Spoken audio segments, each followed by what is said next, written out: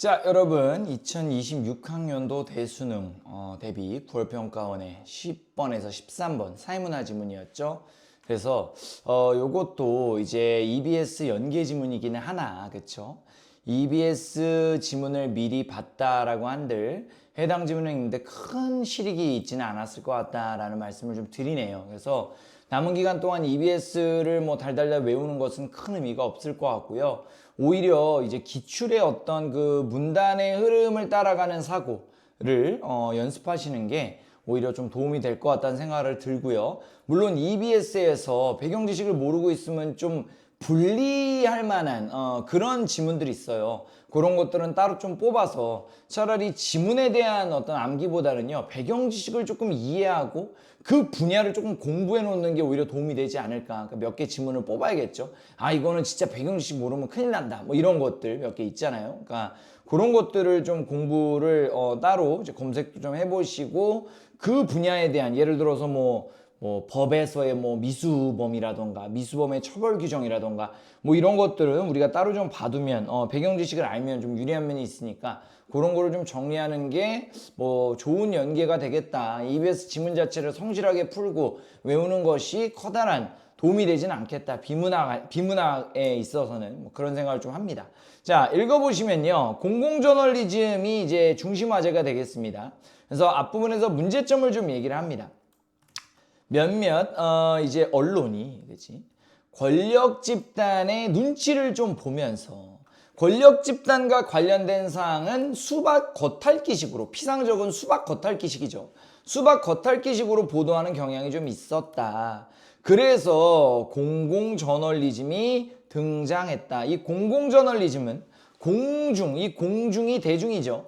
대중의 관심사를 보도의 중심 의제로 삼는 거고, 권력 집단과 관련된 사안, 권력 집단의 눈치를 보지 않고 그것이 공중의 관심사라면 보도의 중심 의제로 삼는다. 이렇게 좀 정의의 어떤 그 언론, 그게 공공저널리즘이다라고 우리가 생각을 좀 해볼 수가 있겠네요. 공공저널리즘에 대한 논의의 배경은, 그렇지?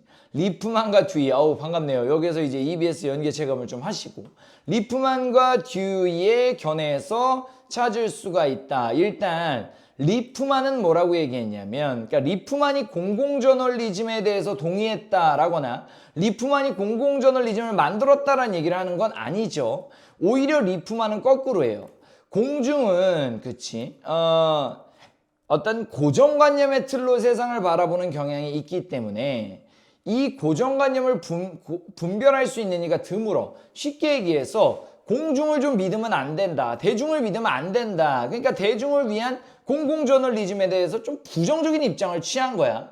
그래서 이런 어떤 논의의 장을 담론의 장을 만들어주면 안 되고, 그냥 정확하고 객관적인 뉴스를 공중에게 전달하는 언론의 역할이 중요하다라고 얘기를 했다는 거야. 하지만 반면 듀이는 공중을 굉장히 똑똑한 존재로 보았다, 이렇게 읽으시면 제일 편할 것 같아.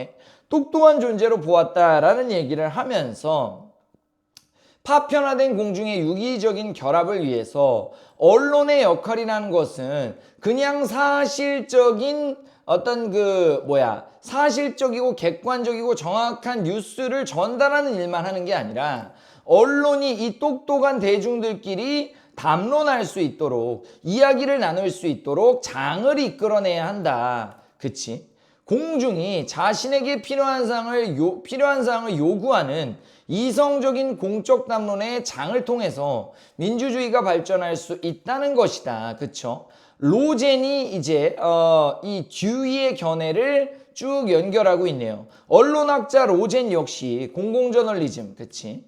그래서 공중을 공공문제의 잠재적 참여자로 간주하고, 아까 위에서 듀이가 했던 말을 똑같이 다시 하는 거야. 공론장에 참여하게 함으로써, 그쵸? 해결 방안이 원활히 토의될 수 있도록 하는 목적을 가진다라고 얘기를 했고, 그치? 여기에 그럼 기억 풀고 가야죠. 파편화되어 있는 공중들의 유기적인 결합, 읽어보시면 공중이 논의에 참여할 때 실현 가능하다라고 우리가 일반적으로 추론을 해낼 수가 있겠네요. 그치?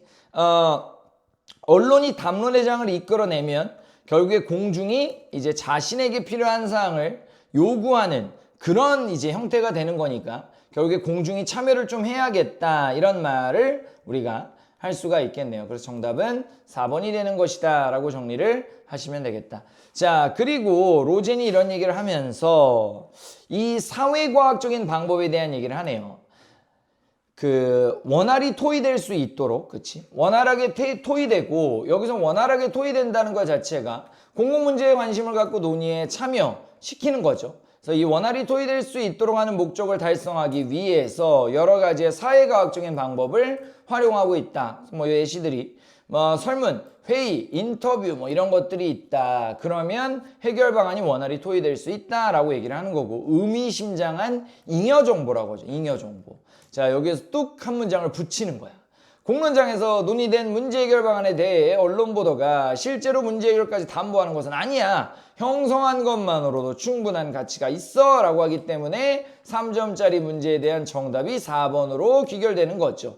그래서 이 지영민의 바람이 이루어지지 못한 결과에 대해서 로젠과 마이어가 아이고 망했네 망했어 라고 얘기하지 않을 것이다. 왜? 공론장을 형성한 것만으로도 충분히 의미가 있다, 가치가 있다. 의의는 의미나 가치라고 읽으면 되니까 목적이 실현되지 못했다가 아니라 충분히 어떤 목적이 실현됐다, 의미와 가치가 있다 라고 우리가 보시는 게 맞겠네요. 그래서 이 마이어의 로젠, 그렇죠?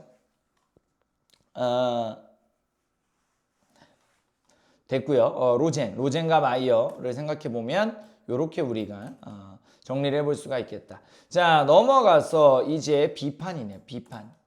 로젠의 어떤 견해, 이 공공 저널리즘에 대한 비판이에요. 언론의 객관성 측면에서 비판을 받기도 한다. 지영민의 입장이 이렇게 동화돼 버리는 문제점이 생길 수가 있다라고 얘기하는 거죠.